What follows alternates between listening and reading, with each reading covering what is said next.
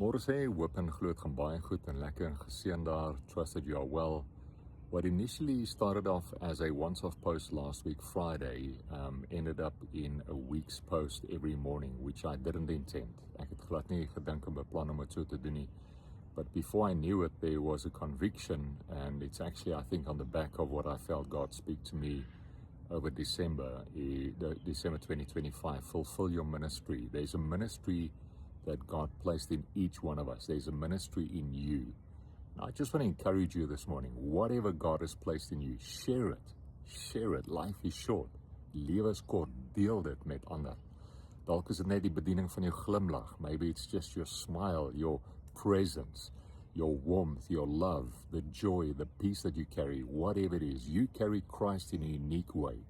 Elkeen van ons dra Christus op 'n unieke wyse. Deel hom met ander. Die wêreld het nodig wat God in jou ingesit het. Jy is sy kind in wie hy welbehaag het. En jy is besonder uniek en spesiaal gemaak. Net soos jou vingerafdruk, there's something very unique and special that God has placed within you. Share it with others. Share Christ, share his love with others and be blessed as you continue sharing him with the rest of the world, with your world.